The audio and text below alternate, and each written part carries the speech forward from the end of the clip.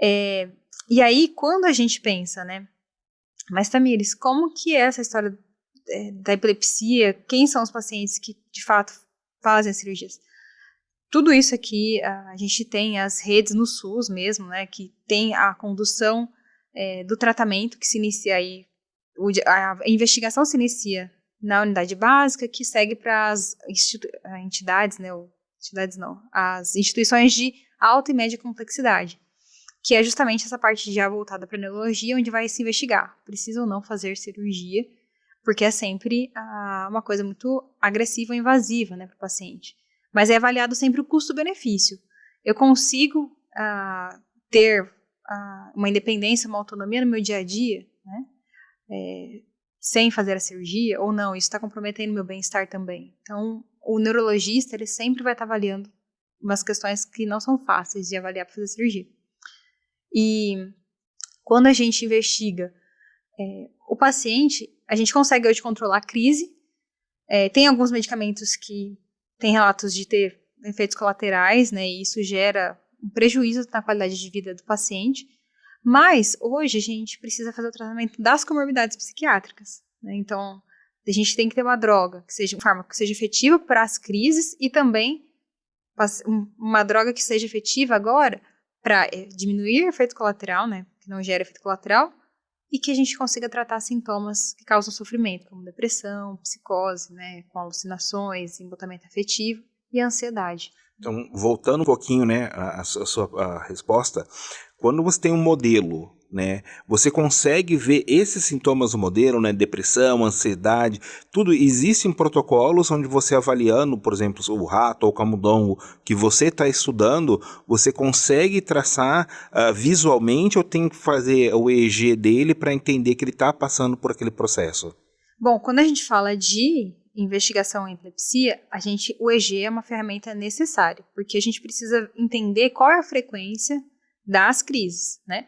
E quando a gente vai fazer a investigação das comorbidades psiquiátricas, a gente precisa, além de saber qual é a frequência de crise desse animal, quando elas acontecem, a gente faz avaliações usando modelos, né, e testes que são apropriados para identificar os sintomas do tipo depressivo, do tipo ansioso ou psicótico. Então, a gente usa critérios já estabelecidos em testes específicos para isso, para pontuar a performance desse animal.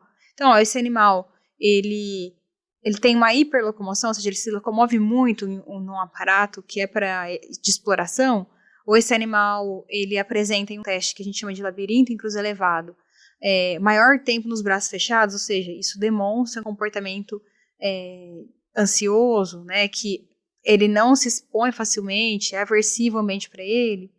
Ou às vezes a gente pode fazer testes que envolvem a avaliação do filtro, que a gente chama de filtro sensório-motor, que é um processo de habituação que esse animal tem a um estímulo aversivo. E muitas vezes em humanos a gente tem uma péssima performance em pacientes diagnosticados com psicose, por exemplo. Então a gente consegue fazer a avaliação através da performance em testes já padronizados e bem estabelecidos na literatura para investigar esses sintomas. Bem, você procurou, né, no caso, um respaldo para entender melhor dois pacientes seus, né? Você procurou ajuda, né? Até fazendo um curso, tudo para entender o que estava se passando e como melhorar essa rede de apoio. Você acredita que as perguntas iniciais que você tinha, você já respondeu? Ou uma pergunta gerou outra? Como que você se sente com essa questão? Vinícius, quando eu comecei, eu tinha interesse em entender os mecanismos e o mecanismo que a epilepsia acontecia, né, como ela acontecia, por que ela acontecia, e como era a relação, né, desse cérebro que tem essa condição com o tratamento, e como o comportamento em si mostrava o que estava acontecendo com aquele indivíduo, aquele paciente, gerando sofrimento. Em partes eu consegui. Hoje eu consigo entender a epilepsia, eu consigo entender os mecanismos de ação dos medicamentos, estratégias para diminuir esse sofrimento psíquico. Apesar de não trabalhar diretamente com pacientes, né, a gente tem aí uma base de estudos e conhecimento, né, sobre consegue avaliar melhor essas condições. Mas a gente ainda tenta, né, trazer insights e propostas que ajudem a melhorar a qualidade de vida desse paciente.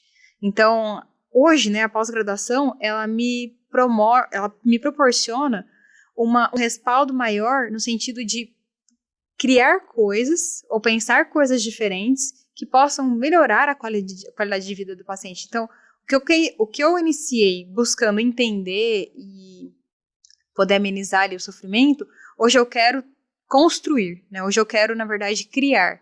Então, a gente só consegue criar quando a gente tem uma base, ou, né, uma estrutura que deixa a gente ver um pouquinho além, conhecer um pouco mais da área. Porque a gente vai estudando cada vez mais, de forma mais específica, então por isso que a gente se torna especialista na área, né? Eu trabalho com modelos animais principalmente, mas a área de epilepsia a gente tem que estudar bastante para poder entender o que está acontecendo de alteração e o que o nosso protocolo nos diz sobre a nossa pergunta de pesquisa, né?